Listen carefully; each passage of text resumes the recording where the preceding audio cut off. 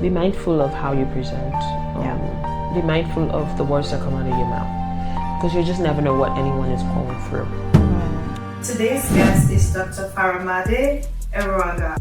She has over 15 years of clinical experience, a doctor of nursing practice, a master of science in nursing, dual board certified in psychiatric, mental health, and family practice. She's also the founder and owner of Farama Medical Services. So where do we find like that healthy balance where it's like you're still a man, you don't become someone who is just waiting for others to help, you're not leeching around, you know what I mean? But then you're able to also deal with your emotions. Where do you find that sweet balance? So there is a quote by Obama that I really like, and it's in my profile, which is like, be the change that you want. Yeah. It has to start from someone. It has to start with you. Be honest with yourself, first of all. If you can't be honest with yourself, you can't be honest with anyone. You can't be honest with anyone. Yeah. What did you believe about mental illness before that now you don't believe anymore? So one thing they've always agreed upon in all of those religion was that it was about spirituality, until we started learning the biology of it, and that some of the things are not spiritual in nature. I'm a Christian, by background, and a lot of this mental illness seems to always be something that it doesn't get better sometimes, it just doesn't go away, and you feel like, is it that I'm not praying enough? Is it that I deserve this? And then it brings in, I guess, depression. When you look at life, you realize that life is a complete cycle. It's like one decision influence another and impacts the other. It's a ripple effect. You know that collectors are at your door. Anxiety comes in. That's the beginning part of a mental health. And what does anxiety look like? Anxiety is a lot of like palpitation. Your heart is beating fast so much that your blood pressure is up. And then it's that. Then you look at your children. I need to feed this one, and your mood is low. Yeah. That's what depression is. And so we had to approach the personalities differently on how we handle situations. So the change has to start from you. You have to be the change that you are looking for. That's the approach. Yeah. Hi guys, I'm so happy to announce that we are at our 1,000 subscriber mark. Yay! And we're so happy that you have been supporting our page. I am truly honored that you consistently watch our videos and subscribe and turn on your notification bell. It really makes a difference. I hope that you can continue to do so. If you enjoyed this episode, please make sure to subscribe, give us a thumbs up, and just be sure to leave a comment. It helps us. It really helps me know exactly what you like, and it helps me go further, get more guests, and just keep soaring to bring you guys amazing content and authentic experiences. Thank you and enjoy your episode. Welcome back to another episode of the Deep Dive Podcast. Today's guest is Dr. Faramade Aranga. She has over 15 years of clinical experience, a doctor of nursing practice, a master of science in nursing, dual board certified in psychiatric, mental health, and family practice. She's also the founder and owner of Farama Medical Services. She's a medical director at Imperative Healthcare Services, and she has a variety of clinical background from oncology, orthopedic, pain management, the list goes on. And she's a mother and a wife. So help us welcome Dr. Faramade. Thank you so much. It's so good to have you on the podcast. Thank you for having me. Yeah, so your background is, it's impressive. I was going on and on. I almost had a tongue twister. I was like, there's a lot of things here. And I would like to start off with your name. It's a very interesting name, Faramade. Tell me about that. It has an interesting meaning. Faramade comes from the Yoruba tribe in Nigeria, and it really just means embracing royalty. Also, my dad was a very big fan of Farrah Fawcett Major, the original Charlie's Angel, and he at some point told me he wanted to incorporate her name into a Yoruba name. So Farah is the first part of it. Faramade, which is again incorporating his I guess his artist that he likes is actress that he likes into my name. So that's Faramade. interesting. That is so interesting. That's a cool thing. Thank you. And it sounds really, I mean, like it sounds really good too. Thank you. Faramade Medical Practice. It's like, okay. Yes, embracing royalty. That's what it means. Faramade. Oh my gosh. Well, you did that. You definitely did that with your education. Thank you. But before we get into all of your expertise and your background, tell me about your childhood growing up, you know, in Nigeria. How is life at home? Yes. You know, is everyone like education, you know? Yes. So as you know, most of our parents are into education because they feel like it makes you more marketable. It gives you more options. Both my parents have our master's level education holder. My dad is a retired journalist. And my mom is like food scientist, so she worked in the equivalent of the FDA in Nigeria. She worked at NAFDAC in the microbiology lab, analyzing food. So I am the last child of 5. Of 5 children. You're the baby. I'm the baby of the house. Unfortunately, we did lose my brother last year. This year will be a year that we lost him. And then every one of my siblings have attained some kind of academic achievement following the footsteps of our parents. So again, I had a great childhood, so that's all I can say. And many people say the last child, and you know, I had a great time. That's amazing. So everyone, like, as a whole educational achievement, that's been a set stone from home. Yes. You know, your parents had installed that in you from a long time. Absolutely. What practice did they do that made you love studying and love school and education? So, like I said, my dad really influenced me a lot because he was a journalist. And so earlier on in my life, he realized that I like to read a lot of storybooks, a lot of notebooks, you know, any novels. So what we did earlier on in my life is that he would bring a novel and he would buy 2.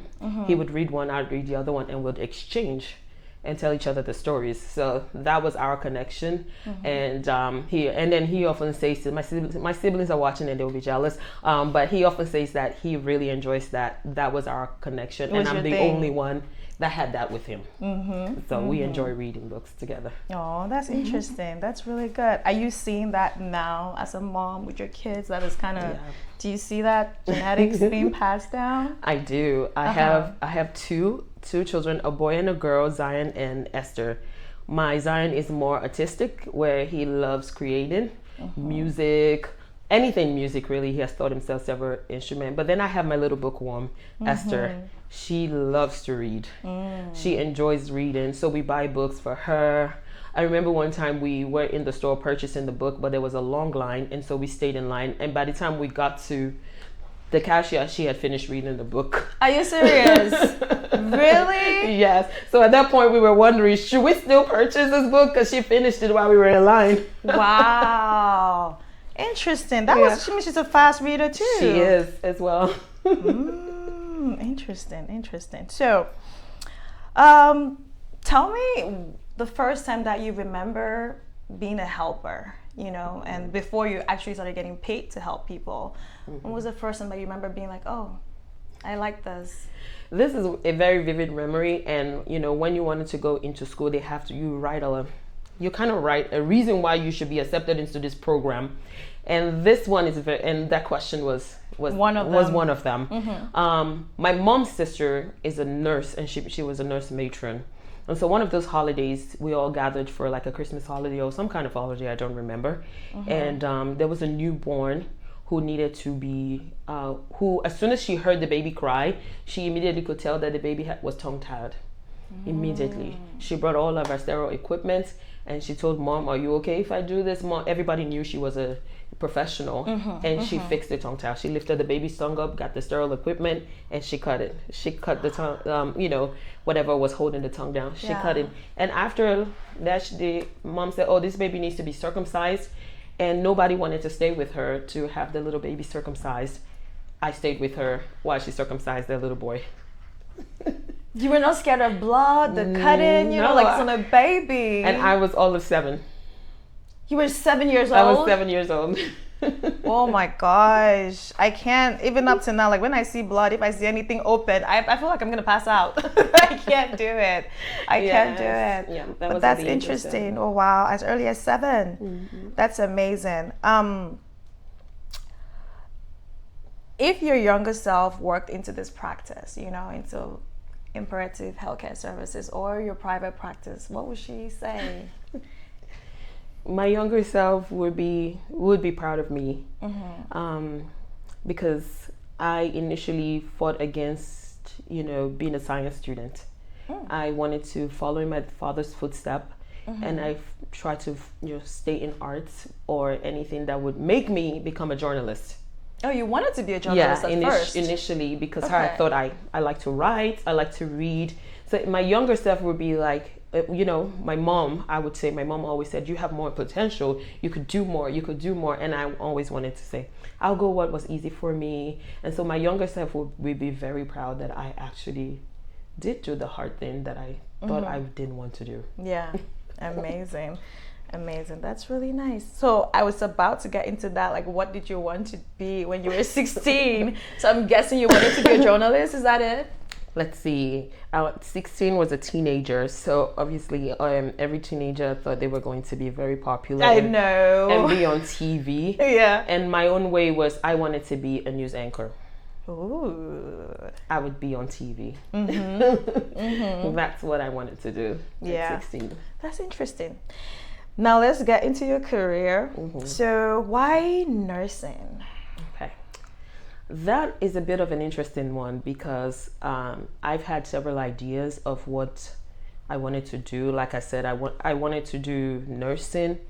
I wanted to do journalism. Actually, nursing as a whole was just part of something that I thought was more natural to me. Like I like to care for people. I didn't think of it as a career initially, but I was always very critical in my approach to caring for people.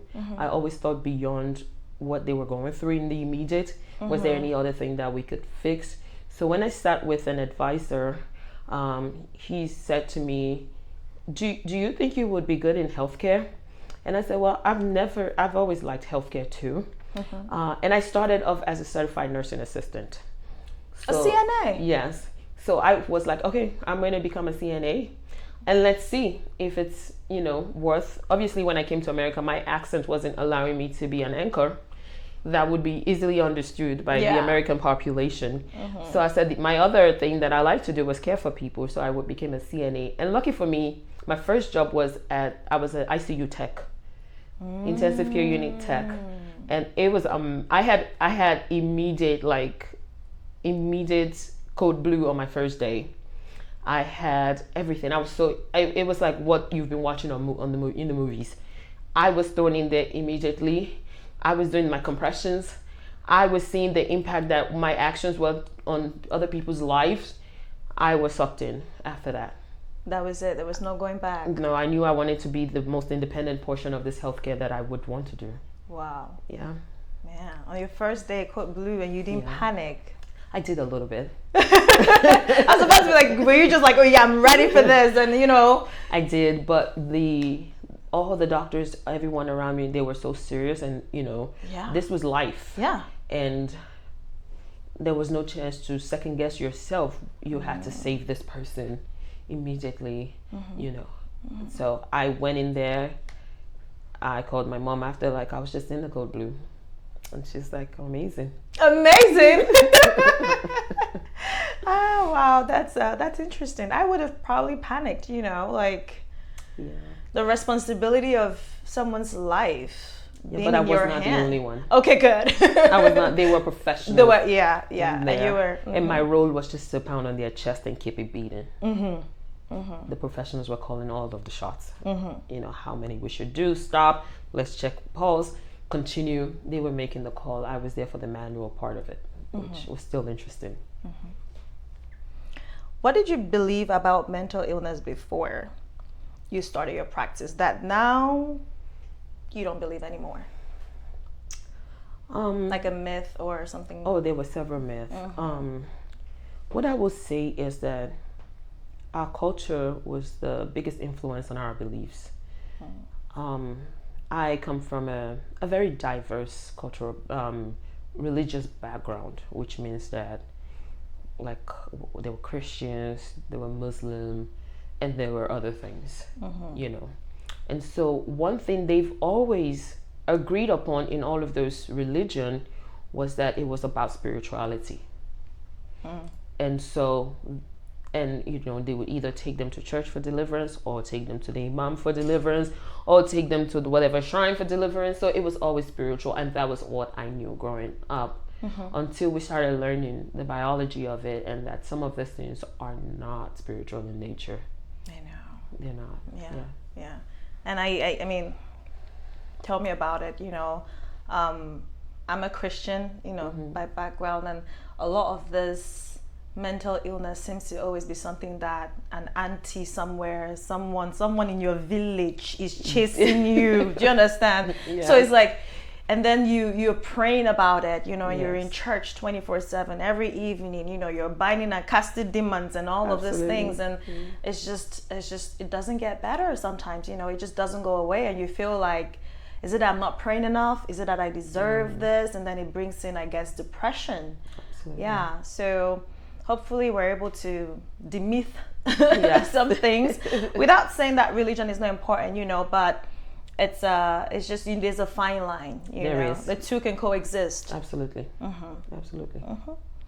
So you chose both family medicine and psychiatric mental health. Most people would pick one or the other. Why did you want to do both? So I actually, the family influenced the psychiatric part of it, because some of the times when you look at life, you realize that life is a complete cycle. It's like one decision influences another and impacts the other. It's a ripple effect. Okay. If you are like financially low at this point, you are not able to meet your bills, you know that collectors are at your door, anxiety comes in. That's the beginning part of a mental health, and everybody wants to look at mental health like, oh, they're thinking about people that need to be hospitalized, people that are talking to themselves, but anxiety sets in because you are not, you know, you're not able to meet up with your bill. And what does anxiety look like? Anxiety is a lot of like palpitation. That's your heart. That is part of your medical portion of it. Your heart is beating fast so much that your blood pressure is up, because you're constantly worried about all these things that you still don't have solution to. And then it's that. Then you look at your children. I need to feed this one, and your mood is low. Yeah, that's what depression is. You see, so you're low. You're looking at your children. You can feed them. Your blood pressure is up. Your heart rate is up. That's usually what takes you to your doctor, and they're treating hypertension. They're treating all of this, but the bill still remains. Yeah. And so once I got into family, I was so interested in like, what if I can talk to people about other areas of their life, that what's going on. If I can, sometimes they need to share what's going on. If I can get them resources for what they're going through. If it's the bill, if I can get them a case manager to help them apply for some government assistance, that will take care of that anxiety. The blood pressure, it's still there. We can take care of that medically, but if we don't, take care of the reason why, it's still there. It's still gonna be there. Yeah, it's not gonna solve the problem. So for you, you were like, I don't just want to prescribe the medication. I want to know the problems behind it. Yeah, that's why psychiatric got into it. Absolutely. Wow, that's interesting. That's really interesting. And what you said is really interesting. I mean, it's the truth, because there's a reason. There's always like a foundational problem, and unless you solve that initial issue, you're gonna keep coming back for medication. You're gonna keep falling off track. You know what I mean? It's gonna your blood pressure will keep rising, and whatever is happening will continue to happen. But not to take away from just using blood pressure as an example of how some of his blood pressure medical diagnoses inherently have a genetic background, you know. So don't say it's because I'm anxious, that's why my blood pressure is up. It's just an example. You could seriously be having blood pressure problems like hypertension because it's a family history. That needs to be taken care of still on top of that. Don't say if I pay my bills, I'll be okay. This is not a diagnosis. It's not a diagnosis, I should say. Yes. Okay, so you had your doctorate degree. I know that can be tough. Was there any moment when you thought of quitting? Several. Talk to me about that. So at the doctorate level, there were not much of exams that I could do, and I was really good at reading and taking the exam to show at least minimal qualification. But in the doctorate, there was a lot of writing and research. There was a lot of reading, and there was a lot of, you know, expressing of those thoughts in your writing. And so because I was still a mom, still a wife, still a sister, still a daughter, I had all this, and I have aging parents, so I still had all these other hats to wear that sometimes I felt overwhelmed, you know, from the sheer amount of work that I needed to do. But I had great support. That is the key. My parents were support, particularly my mom. She helped with the kids. My sister, oh my God, my sister was my greatest support. She took the kids from me. She said, go ahead and study. Go ahead and do the work that you need to do. My husband, oh Lord, he became lunch lady, dropping the kids off. So those, I cannot even attribute any of all of this to just me.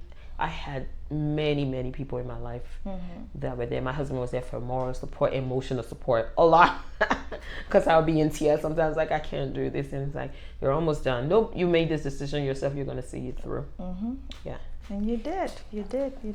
That's really nice. So let's talk about ADHD. Yes. When a high-functioning adult walks in and says, I think I have ADHD, because a lot of people self-diagnose, what are the 3 things that you're actually listening for? Okay. So ADHD actually is a common trend lately after the pandemic. Everyone that has low motivation or concentration problem starts to diagnose themselves as ADHD. However, for me, and I'm sure for many other providers, when you come to me, there's the ADHD that you think is the reason why you came to see me. But by the time we finish the assessment, it may be other things, you know. And so I try to ask them questions. I ask about their history. And sometimes ADHD is not the problem. You know, sometimes anxiety is the problem. Sometimes depression is the problem. Sometimes PTSD is the problem, because if you're anxious all the time, if you have constant worrying, racing thought, rumination, how much concentrating are you doing? If your mood is low, if you are feeling worthless, helpless, feeling sense of guilt, sense of shame, how much concentrating are you doing? And so I do several assessments. ADHD was the reason why you walked through my door. But that doesn't mean you're going to leave with a diagnosis of ADHD, because there could be other things going on. Yeah. So, like, where does that come from? Tell me about, like, you know, what causes someone to have ADHD? So ADHD is actually it's quite interesting. ADHD is a group of symptoms that people often experience, and it's very distinct. It's very, very distinct. And most people just think that ADHD is all about inattention or hyperactivity. Yeah, because it's just used. Everyone is like, oh, you probably have ADHD. Because when you have a kid that is like hyper, you're like, oh my God, they have ADHD. But ADHD presents in several areas of life. So for instance, there are 3 types of ADHD. There is usually before ADHD was called ADD, which is attention deficit disorder. But now it has, you know, the definition has changed, or the diagnosis is now attention deficit hyperactivity disorder, which is ADHD, with the 3 types. The hyperactivity type, where everyone knows, the inattentive type, and a combined type, which means you could have both inattention and hyperactivity, right? Most of the time, ADHD comes in the form of course, easy distractibility, lack of focus, lack of organization, and not just your thoughts. Lack of organization in the sense of at home even.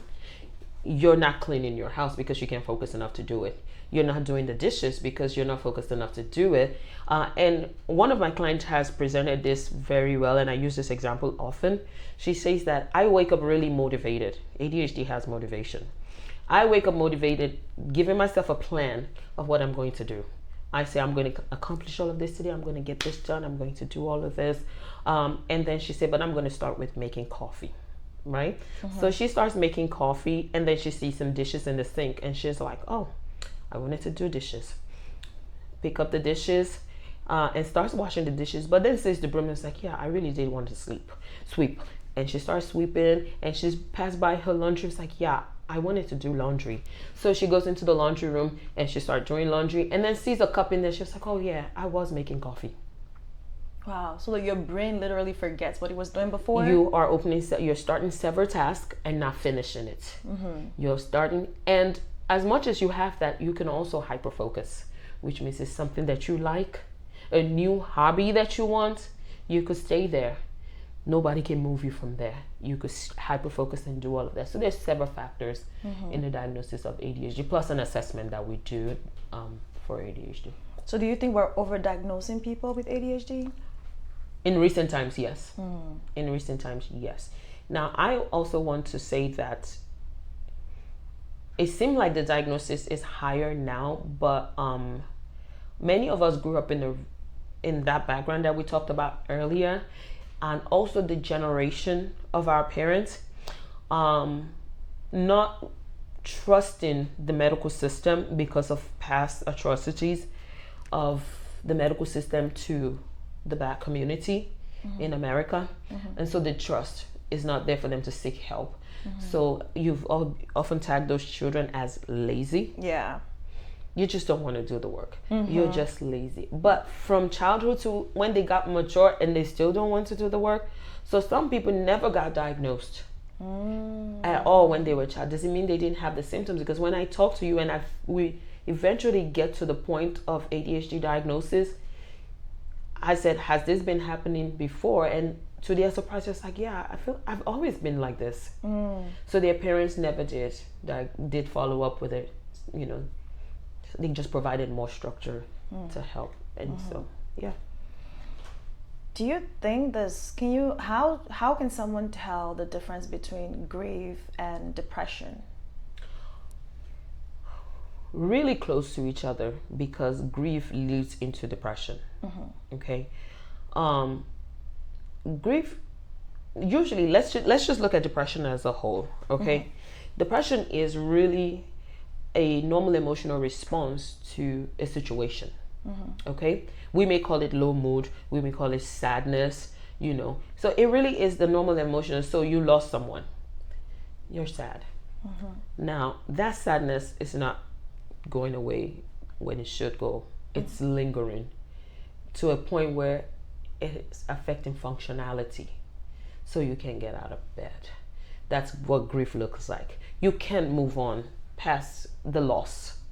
You are still crying about something that happened 4 years ago. Everyone around you are expecting you to move on from that situation, but that situation really still saddens you. You never dealt with the emotions. You were putting it off and trying to get busy, but you have no motivation. You're still sad about the situation, and every little reminder still makes you cry. So the grief itself leads into the debilitating depression. After a while, then the much more difficult symptoms starts to show up, which is, I don't want to participate, anhedonia, I don't want to, loss of pleasure, loss of motivation, I'm canceling an appointment, I just don't want to be a part of anything. And then suicide ideations start to come in, you know, and stuff like that. So grief in itself leads into depression because it wasn't properly dealt with. Yeah. So someone who is feeling depressed, because I think it's kind of weird, right? I started, and I don't know if this would be something that is common, more like a personal experience, right? So generally, during the phases when I'm on my cycle, right? There are times when I literally think I feel depressed. Yes. I think is it either when it's going on or like a few days when it's happening.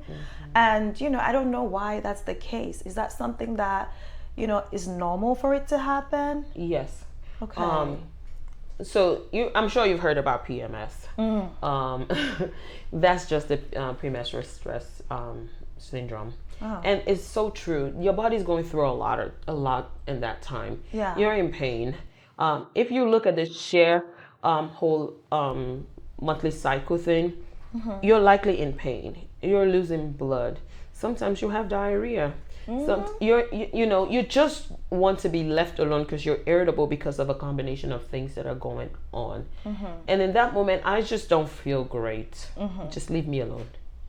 So that's possible. But some people experience a much more intense version of that, and it becomes, I have a client who said, I become an absolute beast.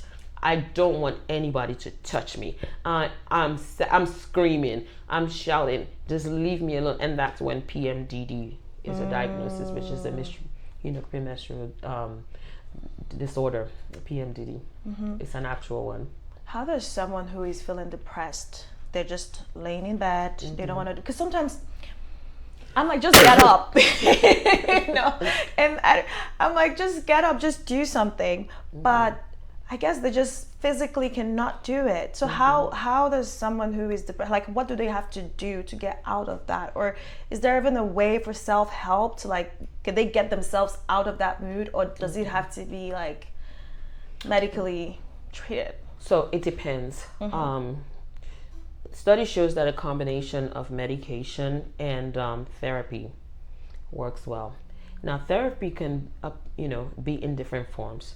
If you have a friend that you could talk to, it could be therapeutic in nature for you. If you have parents that you can talk to, and people that actually pray. Prayer is a form of therapy, because it really is you speaking to someone, and letting go of what is bothering you, to, or higher power, whoever you pray to.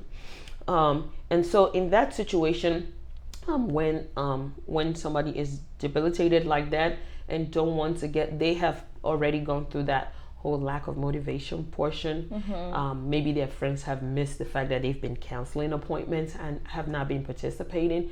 And so for that person, you really just have to pull them out. You really have to pull them out. At that point, they don't have the motivation themselves to do these things. And it could just be a matter of let's go outside, let's go take a walk, let's go do this, things like that. They may not be able to pull themselves out in that moment. They need help. Interesting.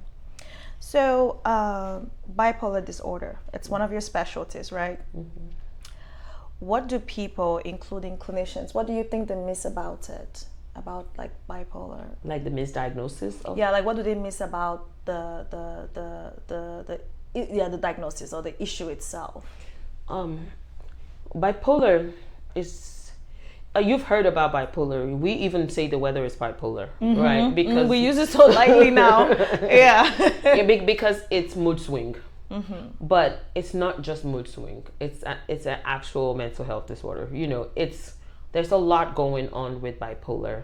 It's bi and polar, two sides, which is the mood swing that people often refer to. However, there is mania and depression in bipolar. Those are the two polar ends that we talk about in bipolar. However, most people come to you feeling like something is off. I'm just not my regular self. So it's that assessment and interviewing that would allow you to be able to say, hey, I think there's more to it and we can do more assessment following that. Most of the time they come to you and say, I'm depressed. I'm depressed. Depression may be the reason why they come and see you. And that's why a thorough assessment is important. So in the midst of you doing the depression assessment and you're like, last week I was just really, really having a great time. And then all of a sudden 2 days later, I'm like in this worse depression. And then your next question is, does the depression come right after an excited period? And you're like, yeah. And I'm like, well, tell me about it. Are you starting arguments in your excitement time? They're like, yeah, I was just always, I get angry easily. I just think I have a really bad temper. Yeah, a short temper. I just think so. And I'm like, so what's your libido like around that time? They're like, oh my God, I just want to have sex.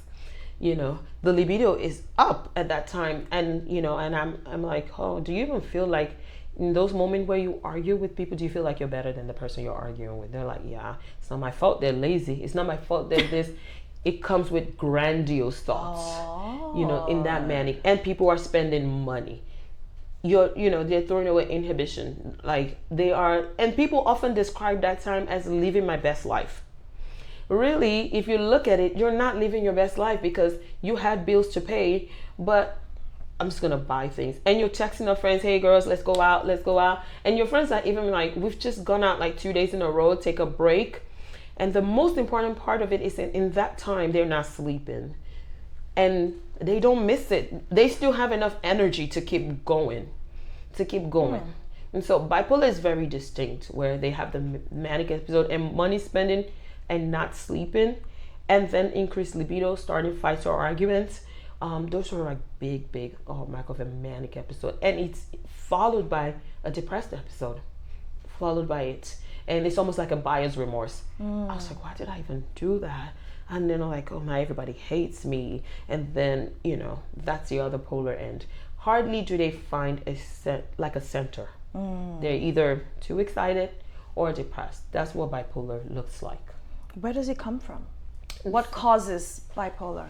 So that in itself, it's still ongoing research because there is no genetic link. However, there are, how would I call it? Like biological markers. That's how I would explain it. In which that if a family member has bipolar, the children or the first degree relative, and first degree relative really is mom, dad, grandparents, aunts, uncles, sister, brothers, like this first degree relative, have an increased risk of developing such symptom.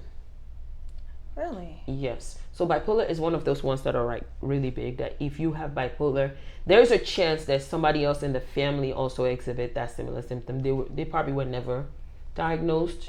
But bipolar is that cycle. It's that cycle. Yes. So trauma and stress are both related to disorders, right? Yes. In your specialty. What does trauma look like on the body for someone? You mean the physical? Who is insisting that they're fine? Yeah, like how, like what does trauma look like? Is it possible for you to see it when you look at somebody? Possible to see or it. Observe it in them.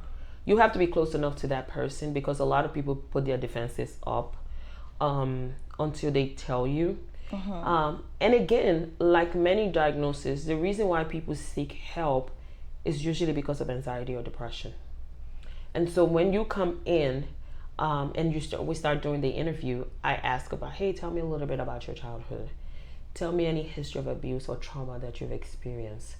Because for you to meet the criteria for the diagnosis of, let's say PTSD, and most of the time when we think PTSD, most people are thinking military folks. Yes. That have gone into that have gone into combat, or and they're traumatized. They wake up at night. Yes. But in people who have been in an abusive relationship, in people who have been in an abusive childhood, which could include sexual abuse, which could physical abuse, emotional abuse, and so the first criteria is that you have been exposed to some form of trauma. Okay, so there are like at least 4 criteria for you to diagnose PTSD according to the DSM-5 that you have to meet, like A, B, C, D. And in some of it you have to meet at least 2, in some of it just 1. Like criterion A, you have to have at least have had 1 exposure to a traumatic event. And the traumatic event itself is not only the military combat or seeing people die. A motor vehicle accident is a traumatic event. Whether you were a part of the accident or you witnessed the accident happening. Remember, some people, I'm sure you know somebody who could never drive on 495. Yeah. Yeah, there's some people that are literally scared to drive because they've been in an accident. Being in an accident. That's a traumatic event, and that is manifesting in them avoiding said situation ever again. Anything that looks like it. So I have a client that was involved in an abusive, a sexual abuse, and the carpet on the floor was red in that room where the sexual abuse was happening. She can never have a red carpet in her house, and a red carpet is very triggering for her. And so once you start experiencing the triggers when you see said situation, it's part of your, you're showing physical symptoms. So you see some people, they can never get into an elevator. Mm-hmm. Something debilitating has happened for them, or it's just an enclosed space. It's going to be closed. Something is going to happen to me here, or what, that's how you would know, because they've avoided, getting in the elevator. So there's so many things that PTSD could resemble. Can someone like get over the triggers? Is it possible to get over that? It is. And I personally don't want to use the word get over. They have to go through that emotions, because get over means they never dealt with it. They just are putting it aside. But going through is they have to deal with that uncomfortable feeling and have a healthier response to it, because it doesn't go away. The trauma did happen. And now we have to go through, so that when I remember or when I'm encounter, I have a healthy way of dealing with that said situation. Yes. I like that, going through it. You have to go through it. Yeah. Wow. Okay, that's a lie, but it's good. So so men in America die by suicide roughly 4 times more than women do, statistically. But I don't know, but they don't really show up as much in mental health care. They don't seek help as much as women do. What do you think? Why do you think that's the case? What is it that men seem to just carry around that makes them look strong when they're actually weak? Well, that is an interesting one, because even if you look at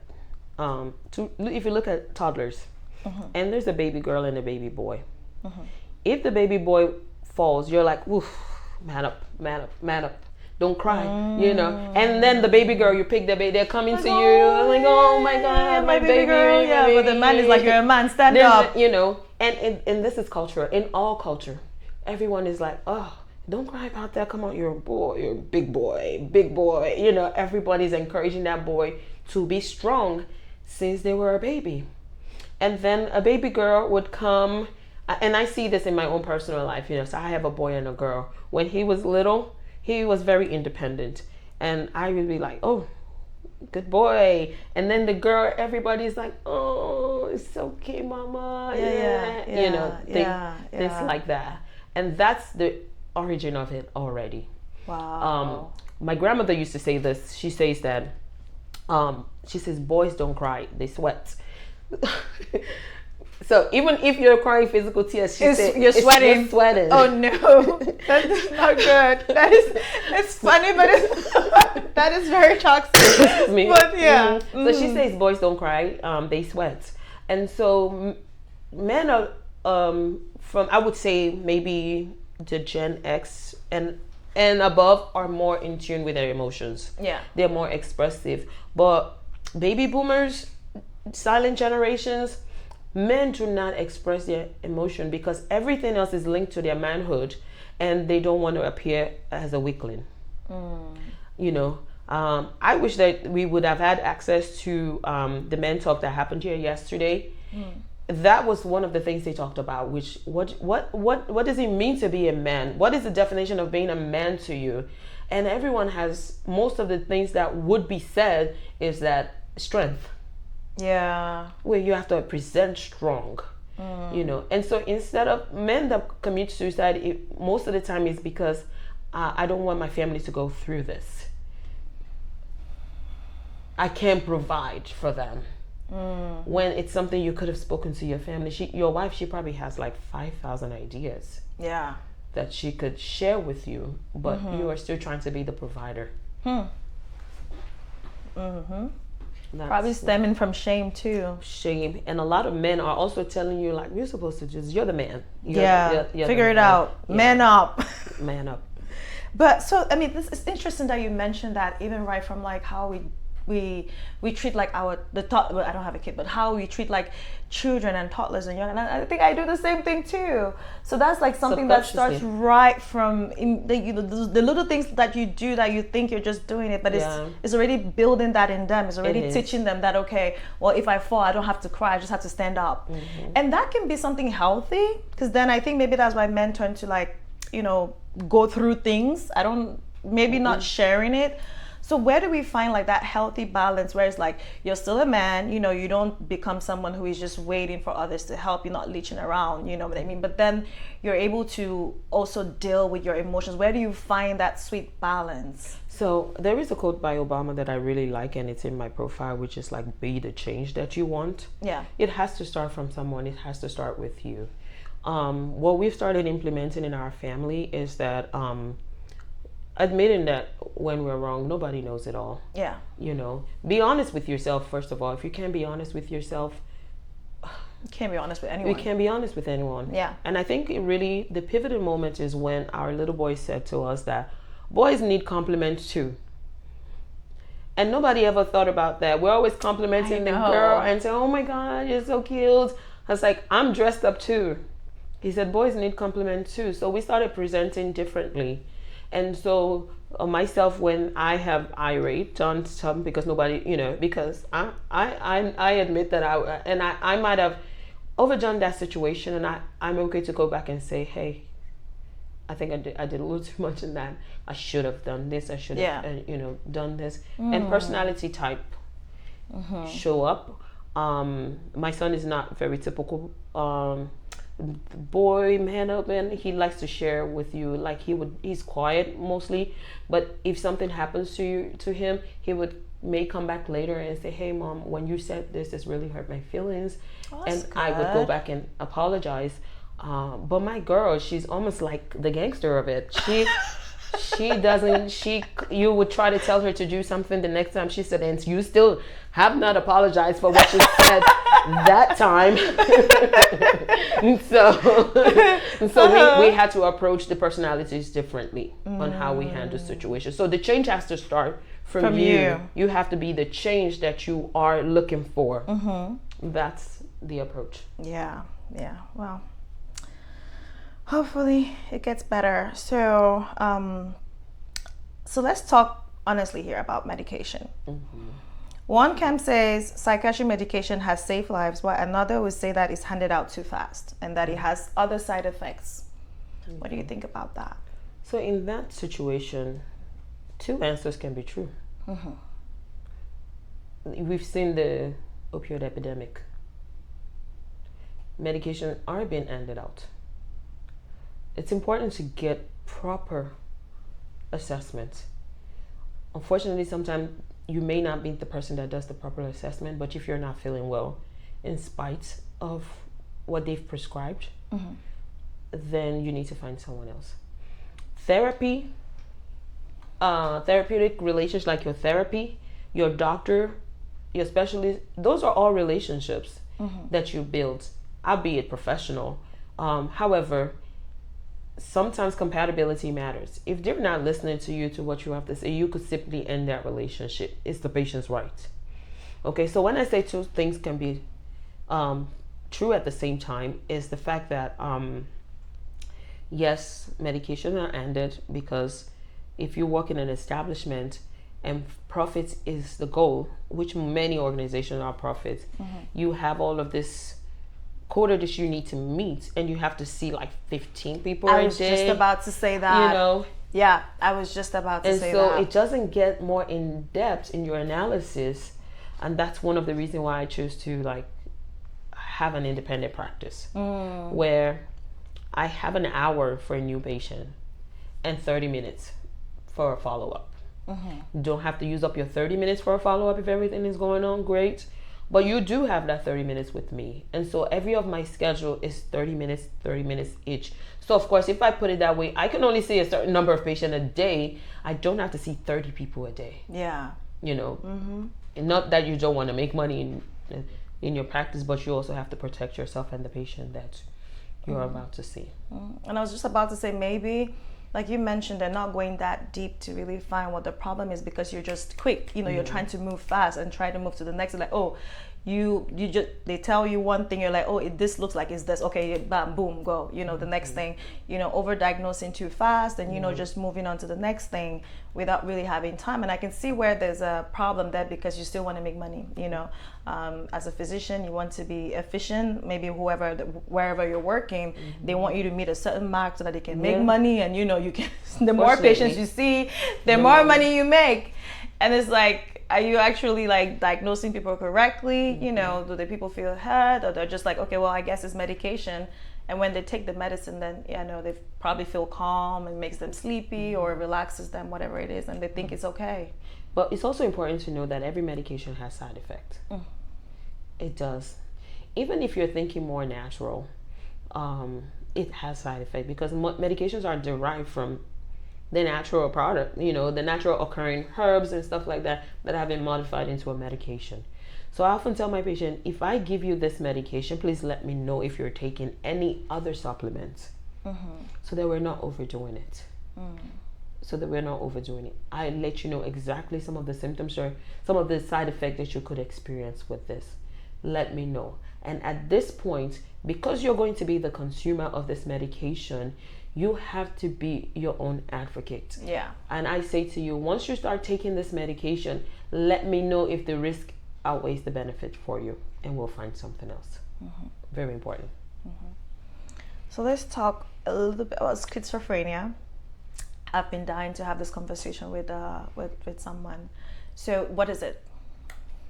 So, well, schizophrenia is actually the most misdiagnosed of all, and the most stigmatized form of mental health. Just to start from the basic, there's several myths about schizophrenia. We'll get to it as we speak on, but just to understand the actual word schizo and phrenia, that's a Greek word. Schizo is split. Okay. Phrenia is thoughts. Split thoughts. Split thoughts. Yes. Not to be, or split mind. Okay. Not to be confused with multiple personality. Because schizophrenia is not multiple personality, but it is a disruption of thoughts rather than a manifestation of new personality. Okay, got it. You understand? It's a disruption of the thought process, not a manifestation of a new persona. Now, schizophrenia in itself, the actual cause is still unknown. It must be something from our witchcraft. It must be witchcraft. But no, go ahead. The cause of it is actually unknown. However, they found out that there are several affected neurotransmitters in the brain. Yeah. That could contribute to the symptoms that the person experiences. Okay. Neurotransmitters are like, active in the brain. Those are things that are helping our brain go forward, or, function. And the biggest one in schizophrenia is dopamine. Okay. And we'll focus more on dopamine because it's the biggest one. But there is glutamate, there's serotonin, and GABA. Those are all four neurotransmitters that happen in schizophrenia. However, dopamine, I said, is the big one. Dopamine is responsible for pleasure, motivation, desires, and movement, actually. Because if you know somebody with schizophrenia, you've seen their movements also. And I'm talking about physical movement, okay? And so we find out that, and that's why Parkinson's is also linked to dopamine. And that's another topic for another day. So we find out that in the dopamine in the brain of someone with schizophrenia is either too much or too little. Okay, so many antipsychotics, if it's too much, blocks the dopamine receptors because they're having too much. Remember that I said to you that it's desire, motivation, and all of that. So if they are having too much production of dopamine, then hallucinations are there. And hallucinations are auditory, visual, or tactile, which is they feel something is running on their body. But study shows that auditory is the 80%, the highest. And that's when you just hear voices all the time, because that can be tiring. It can be tiring, and nobody else can hear it but you.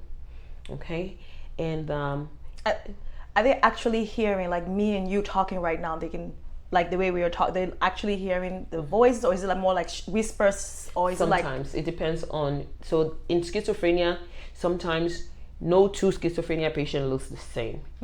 Some people's voice is very loud, and some is just a bunch of whispering, still annoying. A lot of whispering around you, and you can't make out what they're saying, but they're constantly whispering to you. And then in that state, there is also delusions. Delusions are several types of delusion, but the most common one in schizophrenia is paranoia. Paranoid schizophrenia is one that you are suspicious of everyone. You really think that your family is trying to poison you. You think that the government is after you. You know, you think there's so many things that's happening in those delusions. And then there is ideas of reference. You know, delusions of reference, which means that you could be watching TV now, and the newscaster is just saying something, and you think they're personally talking to you. You know, whatever they're saying is directed at me. You know, those are references. Or some people have grandiosity. They just feel like they are a god. And a popular person that we've seen is what? Kanye.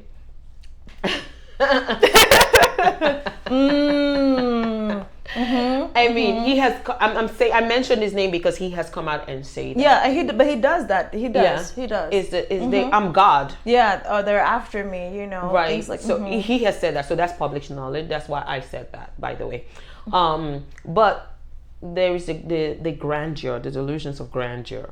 You're not just a celebrity in your own mind. You're almost a god in your mind. You are God. Or there's a form of reference, which is somebody, and I forgot the actual name for it. You feel like somebody that is like really important, like a celebrity is in love with you. They just want you. Mind you, they don't even know you. They don't know you.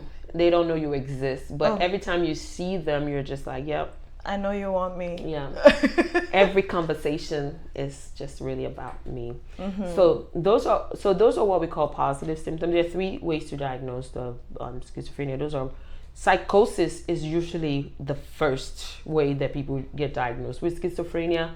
And unfortunately in men, I wouldn't say unfortunately, but it manifests earlier in men in the late teens to early 20s. Wow. Is when it manifests. And in women, it's almost in the late 20s to early 30s that it manifests. And psychosis is usually the first diagnosis because that's when everybody else sees it. Because they're talking about things that didn't happen, or we were just here and they're talking to themselves because they're trying to quiet the noise. Personality changes are big too. And so positive symptoms are symptoms that could only be attached to schizophrenia. That's why we call them, because there's positive and negative symptoms.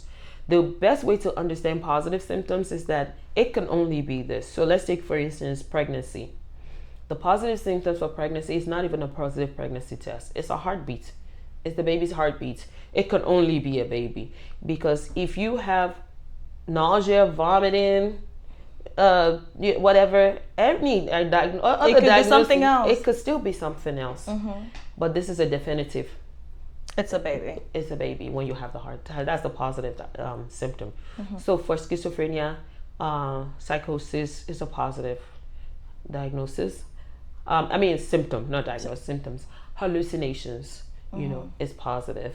And then they have cognitive symptoms too, which is the second one. Cognitive symptoms are like lack of attention, they're just things are like that you are expecting are just not the same. Their perception is different. It's the cognitive. And then the negative symptoms are like other things like low motivation and the other factors that could be bipolar, because could be depression. But it's present in there. But to diagnose it is the positive ones is what we need. And of course how the patient presents. Yeah. Is it hereditary? Is it what? Is it genetic? So again, it's one of those things that there is no specific gene sequence that you can pick. And you know how in breast cancer, there's that BRCA gene where you can say if you have this gene, you could have bipolar. I mean, you could have breast cancer. There's none. There's nothing. There's no gene that you can specifically pinpoint. There might be markers that can say, hey, this predisposes you to it. Then there is biological markers again that if someone in the family has it, there's an increased chance that someone down the line would have it. But I can't call it. You can't really. It's not like a straight. No. Yeah. In fact, neuroscience will come after me if I say there's a specific gene. I mean, people work in genetics. They probably could explain more. But for everyone watching, there is no specific gene that you could identify and say this is the gene of schizophrenia. You know, some autoimmune disease, you can say this is the gene for that autoimmune disease. This is the gene for, Down syndrome. You say trisomy 23, there's an extra or there's a lack. You could say that. But in schizophrenia, you couldn't point to one. Can it be treated? Absolutely. Completely? No. It can be managed well. When you say completely, you meaning is there a cure? Where there's like a cure, like you can be cured from it. No, there is no cure. There is management of symptoms that could just allow you to just live a well life. Live a well life, but there is no actual cure for it. So you just have to always manage that. So with this now, with our African community, right, or culturally in general, not just African in general, but like the Christian, where we believe that there is evil and there's the devil after you and things like that. Where can we really have that fine line where we're like, okay, well, I guess this looks like it could be a mental situation and it's not necessarily like the devil or a curse or an evil thing happening to you? One of the things that I would say is that I have a few pastors' wives in my practice, and it took them a long time to even seek help. Because in the immediate, people are thinking that means I no longer have faith in God. Okay. It's important to also read whatever book you're referencing. I know that in that book, and I would say Bible in this one because I have a Christian background. Is to understand that faith in itself is not all that you need. Faith without work is dead. You still have to understand that some work is needed. If you are praying about a certain situation and it's still there, it was not spiritual. It's not spiritual in nature. It's not spiritual in nature. Okay, there's no amount of prayer that you could pray that could remove autism. You just have to understand that this is somebody that is differently able. It doesn't mean it's a disability in itself. It means that it's a different ability. Now I have to now create a world for this child that will allow them to still be successful. So schizophrenia, we need to educate ourselves as well. We need to accept reality. We need to accept reality, and we need to support that person who is already going through a lot. Because it's a lot. who is already in, if they cannot rely on their own family for support, their success in managing that symptom or that illness diminishes. If family don't even want to understand it or don't want to even assist in it, it is a difficult situation, but that's your family. Yeah. So yes, as much as we pray, because prayer in itself is therapeutic. It takes your burdens, it takes your mind away, and you're able to just cast it onto somebody else. And in that moment, you feel the relief to even have to face. If anything, it gives you a positive attitude. It makes you optimistic, if anything. But we need to understand that some things requires extra help. Okay. Yeah. Now, I employ religious organizations to start talking about mental health in their ministry, so that, because, and I don't want to do too much in religion. Recently, the Jehovah's Witnesses are now allowing blood transfusion. They are? It's as recent as like this year. I'm not aware of that, because I know that this is one where it's like, nope, no blood transfusion, no admission, no nothing, no medication. Blood transfusion mainly. And now they have really readjusted their approach on that. So many people have died before then. I was just many, because of their faith. You'll be in church while you're dying. So I'm not here to bash Jehovah's Witness or to say what they did was wrong. They did it based on their beliefs, and they did it based on their policies that governing their organization. I would want to believe that they found out more research that this is not a sin, and they're adjusting their beliefs as such. There is a big religious organization when we were growing up that wouldn't even allow people to have TVs in their home. They wouldn't allow anything but radios in their house, no computers. It was the box of the devil. Wow. And in recent years, the overseers of that organization, I say organization is a church, have come out and, really to clarify that situation, and are now allowing their, so we need to just move on and express things differently about, as we learn. Would there be good and bad in situations? That's just life. Yeah. Do we learn from the bad and make sure it does not happen again? Yes. We definitely need to do that. That's how we need to approach it. Yeah. That's that was really good, because it's tough, and there's this the fine line. But again, I always my thing, or at least my belief, is that God gave wisdom for a reason. He gave us medicine, he gave us these herbs, he gave us the ability for us to help ourselves. So why are you not helping yourself? You know what I mean? It came from God. He created, he knew that we would probably evolve as human, and then we're gonna start having all these different illnesses and troubles. And so he has blessed us with knowledge to be able to empower ourselves. So it's not, you're not sinning or you're not losing faith by seeking help. Exactly. Okay, so let's talk about you as a founder. So you're a businesswoman. Business can be hard, and you have kids, and you're married. How do you manage all of that? So I'm not going to take away from the fact that starting a business is not for everyone. Not everyone wants to own a business. Some people just want a 9-to-5, do what I have to do in that 9-to-5, and go home, clock out, and not need it. Some of us want to have more autonomy in some of the things we do. We want to research better ways of doing things. We want to be the one to bring about change. And if you look at the freedom fighters, the civil rights, their life was not that easy.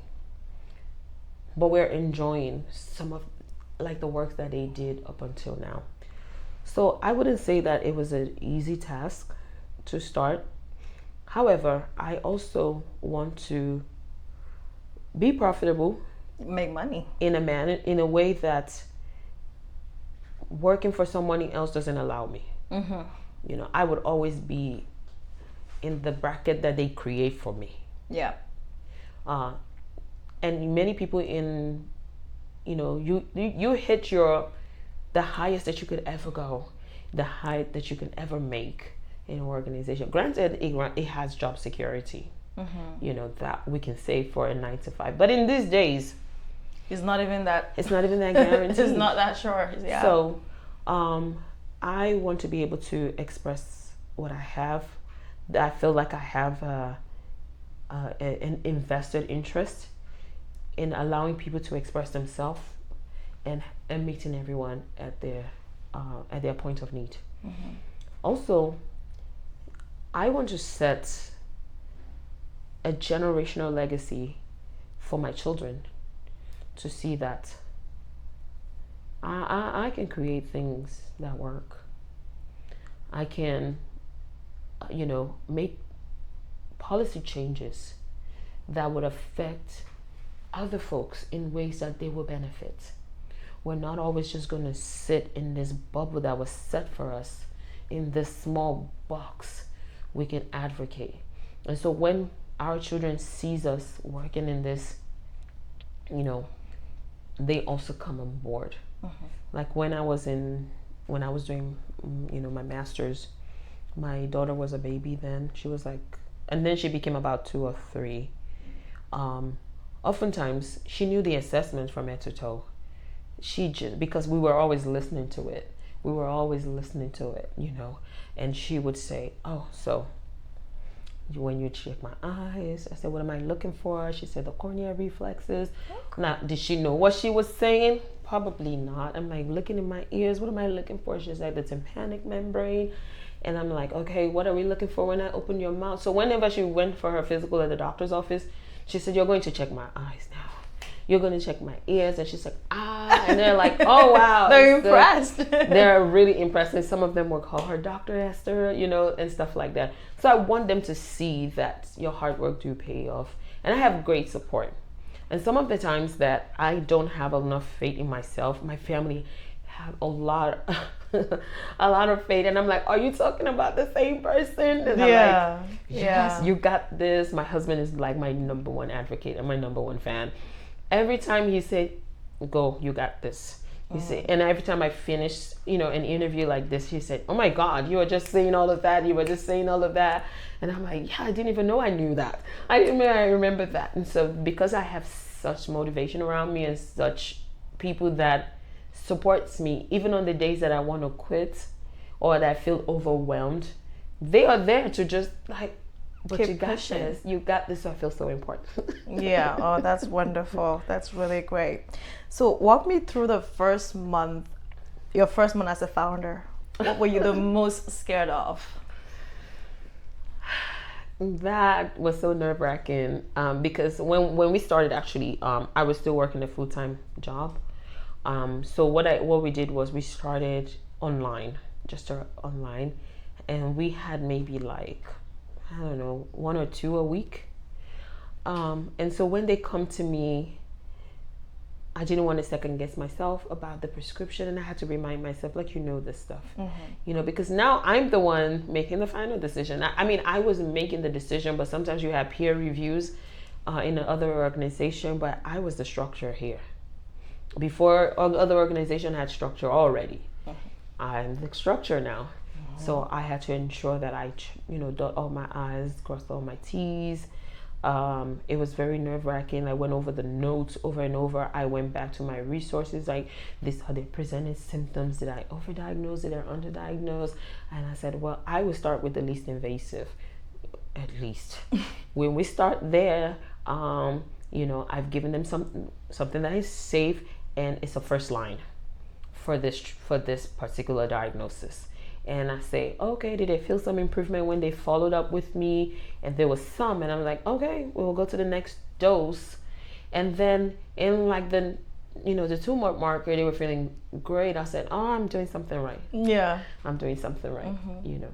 And then the person started referring their friends.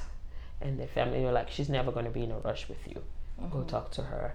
And then they come in and like, hey, my friend can I give her your number? Would you want to call her? And I'm like, yeah. However, if you want me to call her, I can call her. If you want me to call him, I can call him. So that's how it started. Yeah. Yeah, it's really tough to be. It's really, really tough. You know, I remember my first 2 months. I think at some point I had gotten. It's good that you started online. I went right in and got a physical space. I was like, I'm gonna do this. It's gonna be so great. People are gonna walk in. I'm gonna make so much money. It's gonna be amazing. And then I remember, like one day, it was probably after a couple of months when I started settling, like, oh, it's not all rosy, you know. And sometimes I think my lowest point was with something with payroll, you know, having to pay people on time, financial wise, like a lot of financial stress in general. And it was so bad that I remember literally locking my office and going under my desk because I felt so small. I was like, look at this big thing, like you mentioned, I was scared. I was like, who do you think you were to be able to do all of this, you know? And so I had that moment of just literally, I wanted to become as small as possible because the financial, like I felt anxiety, you know, my heart was beating, like people are expecting money from you. It's like everyone is looking up to you and they have families to feed, you know, they have bills to pay. And it's just, who are, I think you had that moment as well, where, and that's how you learn. Yeah. You learn from it. In that moment, you learn from it. We have made some financial decisions that before that we would no longer make. We had tried a residential, and we were so excited about it, only for it to say, oh, it's only zoned for residential. You can't have a business in there. We had already put out all of the information. Oh, wow. So we learned that. Payroll, in the beginning, I was just the only one. So, you know, but the overhead cost was taking away all of the money. But the only good thing I would say is that I had great support, and we discussed it before we went. So I was still working, and eventually when I decided to not work because I wasn't able to focus on it, I'll have to say maybe I did go through a period of a low mood, a depressed mood, because I was so used to a certain number of every 2 weeks look at my account. The math was not. It was not math.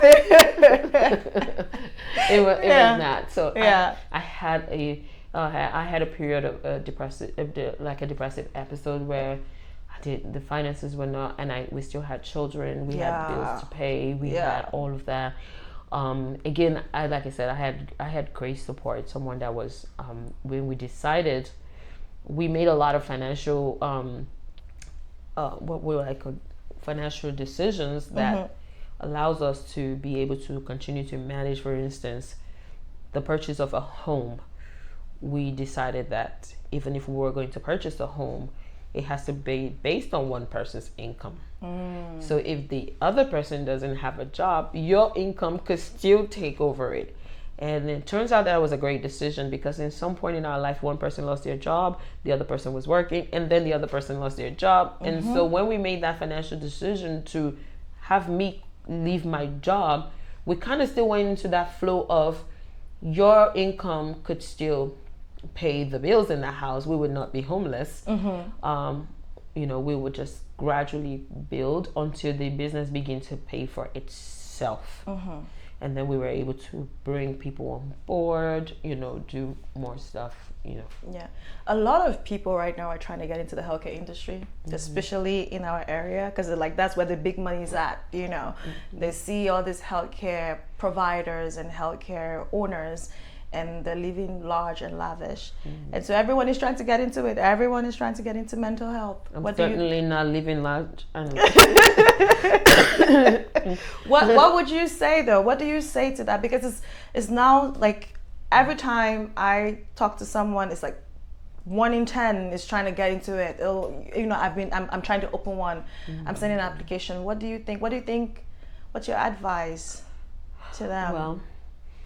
Well, there is a saying that I saved on my phone, and I don't know exactly how it says. It just says that believe in your own self and your own ability, because somebody else out there is believing in their own mediocrity and others are paying for it. Okay, quality is what I will always go for. I believe in providing quality care. Yeah. I am not burdened by the sheer amount, but I can tell you that when I see a patient, they know the difference. Yeah. They can tell that I was not in a rush when I listened to them. As a matter of fact, this week I had at least 3 people who said, I just saw a provider yesterday, but I just felt like they didn't listen to me. One said it was just like a pill mill. Like, I just don't want the medication. I want you to listen to me, and so we can come up with a diagnosis. So for me, it's important. These are people's lives that we're dealing with here. At some point, it could never always be about the profit. Yes, profit is a big part of it, but it can never always be about the profits. We have a PRP program here in Imperative Healthcare, which is a psychiatric rehabilitation, and we have case managers that go out and help people with community resources. We were seeing one child in a family of 5 to 7, and that child that we saw their case manager or spoke to their case manager at least once a week. All the time they were bringing resources, and the mother said, but my other ones are in PRP somewhere else. They don't even get to talk to their. And so at some point she just said, you know what, I'm switching all of them yep, to you. So you could open this. You could do it. But what's the point if the life of the people you're trying to impact is not changing? I want to be able to work and go to sleep at night. Yeah. Most of the time when I'm in my car and I'm going over a situation and I'm going over it, and my husband looks at me and he says, you're thinking about something. And I'm like, yeah, my last patient, I'm not sure. And he was like, do you want to go back to the office? Because you're not going to let us sleep tonight, because you're going to keep thinking about it. Like, did you do all of this thing? Is there anything else that you feel like you still need to do that with this client? Write it down and call them back and do it so that I can sleep. That's what he says. He said, I want to sleep because I know you're going to keep talking about it. And so that's how I approach it. I want to make sure that while you're in front of me, that I get you the help that you're going to need. I don't believe in multiple visits, or it would require multiple visits, but not just because I'm not doing anything for you yet. I want to see you twice a week, 3 times a week, when I have not done anything for you. That's the quality of care I provide. Okay, so do you have any other final thoughts you would like to share? We've spoken so much, and this has been very interesting from the different diagnoses. I think I have a better idea of so much now in terms of mental health and different illnesses, but any final thoughts you would like to share? So final thoughts really is just be mindful of how you present. Be mindful of the words that come out of your mouth, because you just never know what anyone is going through.